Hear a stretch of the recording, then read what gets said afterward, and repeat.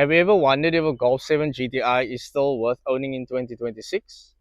Are you interested in one, or maybe just want to learn some information? Maybe you're interested in one but haven't found what you have found on the internet? Well, then this is the video for you. So sit down, relax, have a cup of coffee or glass of water as I go through my breakdown of having owned this, being my third Golf 7 GTI. My second one I've owned for years, so I can give you guys a good rundown on premiums, insurance, cost of ownership, common issues, servicing cost, and just summarizing whether it's still worthwhile owning a GTI 13 years later. So guys, if you enjoy the video, subscribe to the channel and let's get straight into it.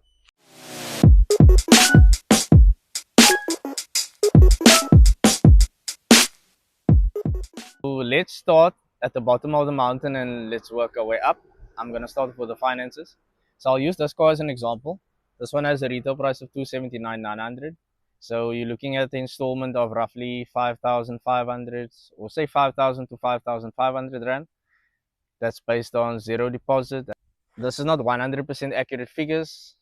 I can show you guys an auto trader that will pop up somewhere around about here as to how to calculate that. And I am overinflating the figures a bit because financing is based on personal affordability and your credit records. Take what I'm saying with a pinch of salt.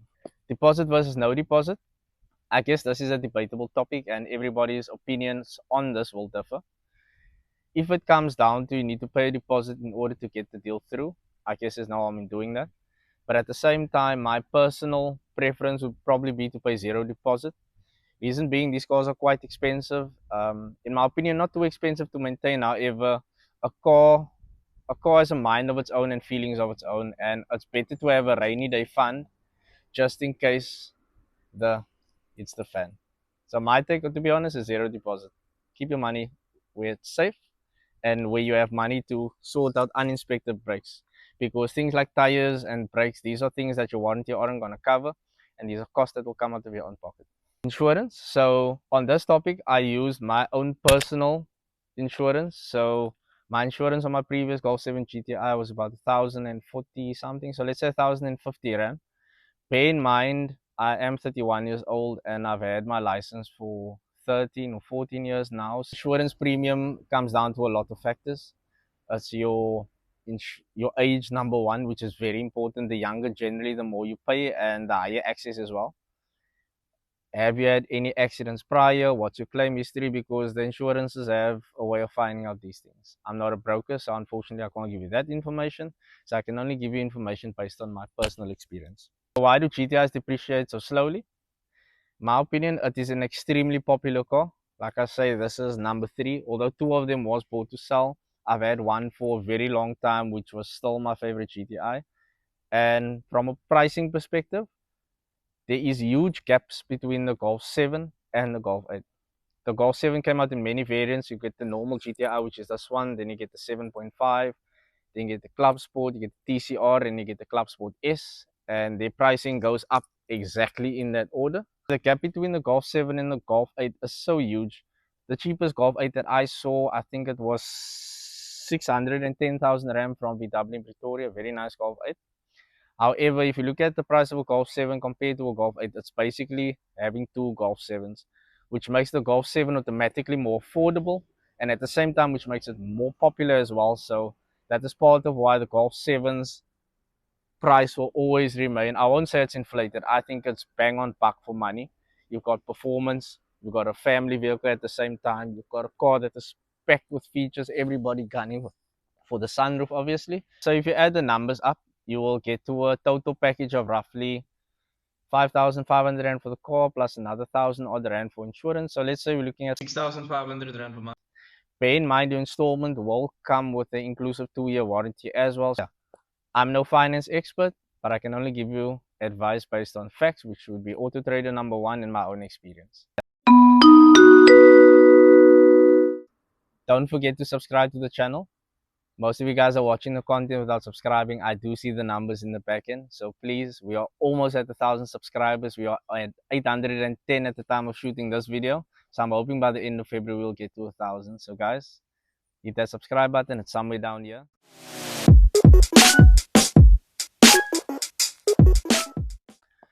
So some of the costs in the video are rounded off. Same will be with the servicing as well. So with the minor service, you're looking at about 2,000 Rand. A service needs to be done every 15,000 kilometers or every year, depending on whichever comes first. So a major service, you're looking at anywhere between 5,500 to probably 7,000 Rand. So yeah, these are spark plugs. These will get changed as well, and they're all quite expensive. So your gearbox service, you're probably looking at about 5,500 to about 6,500 Rand. All these pricing will vary from workshop to workshop, from manufacturer to service center. So I can't be 100% accurate. Also, bear in mind the gearbox needs to be serviced every 60,000 kilometers. So to be honest, that takes someone probably about 3 or 4 years to drive. It will take me quite a long time to drive 60,000 kilometers as well. So don't look at it as a major cost when it needs to be done. So since the bonnet is already open, let's touch on some of the common problems you might experience with the Golf 7. So this was the first one when I had my first Golf 7 and I bought it with this issue. This is a PCV valve. This has got to do with the crankcase and with the breathing of the engine. So that cost me about 1,500 Rand. I think it was including labor. The car had a weird idling noise. So it was idling and starting and driving normal, but upon idle, it would be like, and then it just drops again, and it was, and then it comes down again. And it wasn't something that was sporadic, it was every single time. And luckily, Vagspec could sort it out and diagnose the cause. Another item would be one of the coolant hoses. I don't have one physically with me, but I'll drop a picture somewhere here, and I'll show you what it looks like in the engine bay as well. So that costs about 2,075 Rand. It is a very common item to replace because it is a plastic pipe. I'm glad on this Golf 7 it's already been done because I could see the pipe was somewhat new. Another common item is this. This is your coolant bottle, because generally, like you can see, this one is dirty, so you wouldn't really be able to see how much coolant is in your car, and you don't want to run into a situation where your coolant is running under the sufficient level, because you can just run into so much problems later. So yeah, when someone does quote you to replace this, most likely just replace it. So to replace the coolant bottles, about 1,550 Rand. They all are also prone to some leakages as well. That 1,550 Rand does include a coolant flush, because once you replace this thing, all the coolant in your car will run out. So yeah, that's another item. So Golf 7 GTIs are due to or prone to leaks from the timing covers. So they sit around about there. I'll show you guys that as well. So that to replace the top and the bottom is about a 10,000 Rand job. It is quite expensive. Really something that you'd like to have addressed as soon as possible. So another common leak from a Golf 7 is from the sump. As you guys would have seen in the video where we prepped this Golf 7 GTI, we replaced the plastic sump, which the Golf 7 comes standard out with. So we replaced it with the aluminium one for the same reason. Also, another reason the sumps like to leak oil is because some of the workshops, they don't take proper care when working on your car, so they do damage the sump plug and also reuse the old sump plug as well. So the VW guys would probably know, how can you have a video without one of these? So this is a water pump. Doesn't matter what VW or Audi you're driving, this is a problematic little part, and it's an expensive fix. So I've replaced this not on a GTI, but I've replaced it on the Tiguan, and I've replaced it on the Audi A3 as well. Quite an expensive fix, because normally this comes coupled with something else. Thankfully, there was no further failures. So this could cost you anywhere from 10,000 Rand and above, because like I say, generally when you replace this, you might replace that pipe I was referring to earlier in the video. You might replace that water bottle as well. And it does come with a coolant flush, because same with the water bottle. As soon as you remove one of these components, you're going to lose all the coolant in the car, and a coolant service is never a bad thing, especially in Cape Town's hot weather. I think it's about 28 degrees today. So depending on the age of your car, this one being a 2013 model, and it's something that I had to do yesterday, a battery replacement might be something, depending on how long you have a battery in your car, it might be something you might need to budget for in future. It's not the general item to replace, but I thought I might as well add it, because as I was prepping this one, it's something that I came across and I had to address anyway. So these cars run on a lot of electronics. They are very dependent on power. So even if your battery is a bit flat, it's not going to start the car, because there's various other components that need a particular voltage in order to operate. So you could also damage a lot of your electronic components. So if you have any signs of your batteries getting flat, take it to a battery center, have it checked out. It's generally something that is free. And for a battery for this car yesterday, I paid 1,500 bucks, so not that bad of an expense at least. So another one of the common items to replace, and this is not just on a GTI, this is on any car. So it would be brake pads. So these has a ABS sensor on it as well. So as soon as your brake pads start to wear, you'll get the air inside the car. It looks like two brackets that is being closed. I'll add a photo of what it looks like as well. So this generally costs from anything 1,200 Rand and up. I generally run through two sets of brake pads before I change a brake disc, and that's just my personal opinion. Whether you guys have another opinion on it, drop your opinion in the comment section. And to replace your disc and pads for the front is generally about the 4,000 Rand experiment. Your back brakes do tend to last longer, so I'm not going to touch on that, but they are a bit cheaper than replacing the front as well. Taking all the aforementioned into consideration, I would advise you make friends with someone that works at Goldwagen, or find someone's friends, auntie's cousin's sister, brother that works there, because they can give you good pricing on parts. If you are interested in buying a Golf 7 GTI or any performance vehicle in that regard, I would advise you to pop your head in at a good service center, maybe even at the manufacturer, at the OEM. Speak to the technicians and mechanics if you can, hear around from them what are common issues with certain models, and speak to friends and family that has actually owned Golf 7 GTIs. To put it in context, you're gonna ask someone that drives a wild track advice on a VW Amarok. It just doesn't make sense. So when it comes to servicing from a OEM, which would be your VW Audi versus your independent workshop, and I think each does come with its own pros and cons. So, for example, if you take your OEM, your manufacturer VW, there are a lot of pluses that comes with that. Obviously, your service book is stamped with a full service history with VW, but at the same time, that does cost you a bit more.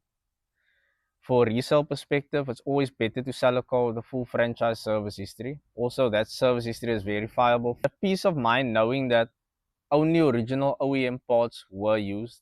For example, VW oil was used, a VW oil filter. But the drawdown from that, one of them being, you don't generally have a relationship with someone that works at VW. It's normally just a service advisor that's going to give you a rundown on X, Y, and Z, what needs to be replaced. Because generally you'll sit in the waiting area while they're busy servicing your car. You're going to have a cup of coffee. When you're done, you pay and you leave. So I'm not saying it's a good thing. I'm not saying it's a bad thing either. But like I said, this is a very debatable topic. So if you look at your independent workshop, your service center, generally you would have a personal relationship with the person or the company that's working on your car. Because if I take my relationship with Vagspec, for example, when I pull in there, they already know this is Clinton that's coming for a service, and I get such great service. I get dropped at home, I get picked up as well. Since the YouTube channel's been in existence, I film there now as well, and I know for a fact I have peace of mind knowing that when I buy a car and I send it to Vagspec, the car's gone through a thorough inspection. The guys will test drive the car, and that's what that experience that I'm getting to with compared to AM, your VW, etc., etc. Generally, your labor is a bit cheaper as well. Again, I can't give you exact numbers because labor and pricing would vary from some drawdowns on independent workshops, and it's generally your smaller ones, I guess. They aren't subscribed to the latest software and updates for your car, and they might service a variety of different vehicles. They might not specialize in a particular one or two, depending on how cost effective you want to go. And I'm talking about non-RMI workshops.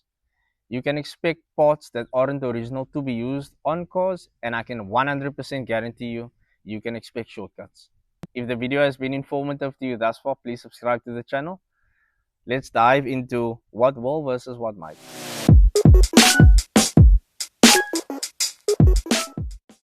So I'll try and get through this section as quick as possible because this is quite general knowledge, but to the non-car people or people that want to learn about cars, this might be informative to you. So if you don't service your car, you shouldn't own a car. Service your car.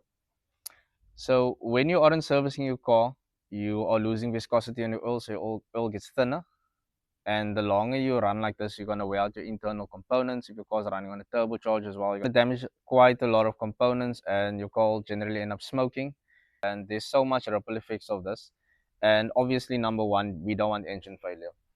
Your car will also perform poorly over time as time goes on, because as I mentioned, your other components around your engine will also start getting wear and tear.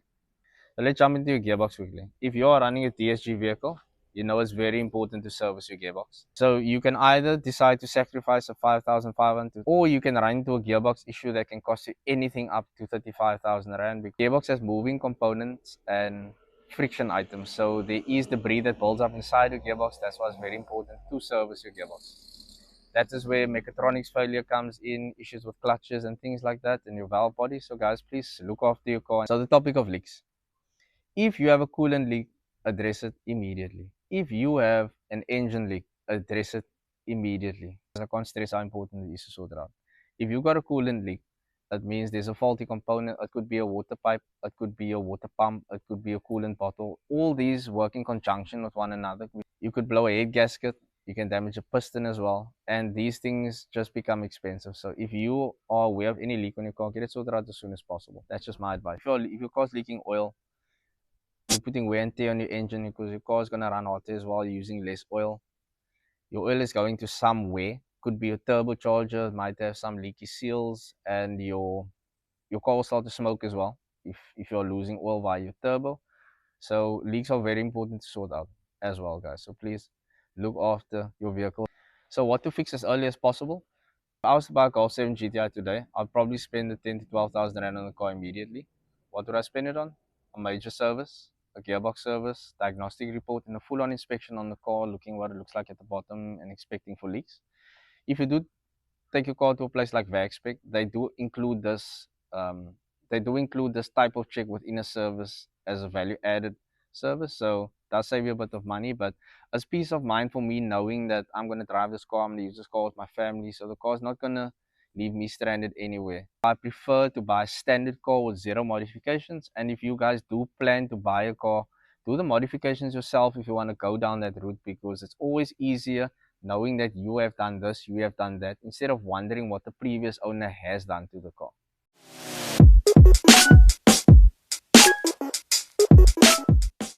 So let's move on to the tip section. Number one, ensure that the vehicle you're looking to purchase has a full service history and a verifiable service history.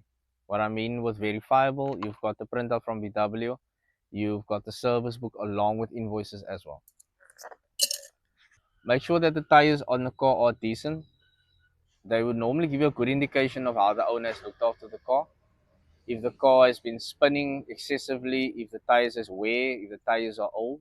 Because generally, if you aren't looking after your tires or buying your car brand new tires, what else are you neglecting to maintain on your vehicles? So depending on feasibility and if it's possible, when you are going to physically inspect and view a vehicle, ask the dealership or the person that you are going to inspect the car with to not start the vehicle until you get there. You can start the car together. That's where you can hear the cold start of the car, and you can hear for any foreign noises, a noisy timing chain, noisy tappets, and things like that, so that you are aware of when you buy that car in tomorrow morning, you know what that car is going to sound like, and you aren't in for any unexpected surprises. The jar is getting full now. So another very important item to check is the interior wear of the car versus the mileage of the car. So this one in particular, this one is 13 years old. It's got 169,000 on the clock. For the year model, it's very good mileage. And if you look inside the car, it looks like a car that's got less than 100,000 on the clock, which means whoever owned this car has taken good care of the car. If you're looking at the car that's got, let's say 50, 60,000 on the clock, the car's maybe 7 or 8 years old, and you're looking at tears on the seats, tears on the armrest cover, just got weird tears and weird, the steering wheel is tarnished and things like that, it shows that generally the owner hasn't looked that well after the car. A lot of people have children as well, but again, you clean your car and you look after your car. A tip for that last tip, check how the panels line up as well. Look at the gaps between the fenders and the bonnet. Make sure you can rub with your hand over the fender and things like that, just to make sure that you aren't buying a car that's been in any type of previous major accident. The reason I state major accident is because if I was to bump a car and my car is insured and it's only a fender bender, the insurance is going to fix it. So to be honest, in this day and age, and if you really look properly on the road, there's so many cars that has touch-up work, but make sure the car you're buying doesn't have major accident repairs and everything is working. There's no suspension noises. Check the boot. I forgot to give myself a tip for that last tip. So very importantly, guys, check the boot for the spare wheel. On a Golf 7, it sits at the back. Most cars, it sits at the back. If you have a bucket, it will probably be under the load bin. This might sound very silly, but this is probably one of the most important parts of your car. And not just the spare wheel. If you've got lock nuts on your car, make sure the key is inside the car. You could be on a road trip with your family, you could be driving from work late at night, you could be on the N1 sitting, whatever the case may be, and you get a flat wheel. It's very important to make sure your boot tools are inside the car at the back. You don't want to sit somewhere stranded, and in the event that you do sit somewhere stranded and you're gonna call a tow truck, you can expect delays. So guys, please make sure everything is intact when you are purchasing cars and viewing cars. That's why for me personally, I make sure a car is intact, and if it doesn't have a spare wheel, jack, or wheel brace, whatever the case may be, I make sure it's one of the first things that I sort out. Because like I say, anything can happen, and you want to at least be prepared for the worst case situation. Guys, it is 2026. These are no longer fixes for your car in any situation or in any circumstance. If something is leaking on your car, something is broken, a pipe has a tear, and guys, do not use this. If something plastic is broken, that is a crucial component for your car, do not use this. If there's a water pipe that is loose, do not use these as well. Don't tie anything with these, guys. Fix your cars properly, take your cars to the right places, because these are temporary fixes, temporary measures that they end up being a temporary fix, and then we forget about it and they tend to stay there. So guys, it's very important, look after your cars. So my last tip, guys, so you'll see your car in the boot has a compartment on this side, and it has one on this side. One is for oil, one is for coolant. I have no idea what they're for, to be honest, but that's what I use them for. So guys, very importantly, drive with oil around. This probably costs like 55 to 60 rand. This costs about 120 rand, but this is ready mix antifreeze, and this is engine oil. It is possible you can take a long road trip and your car's oil light may come on in a situation where you just discovered a leak and your oil light goes on, which is something we don't want to see. So guys, always keep one of these in the boot. And the same goes for coolant as well. Keep a bottle of coolant inside your car, maybe a bottle of water as well, just to be safe. I'm not saying that these are fixes, but these might get you to a destination where you can fix your car. So guys, again, if you find the video interesting, like and subscribe and drop me a comment. Let me know what are your thoughts thus far. So I almost forgot.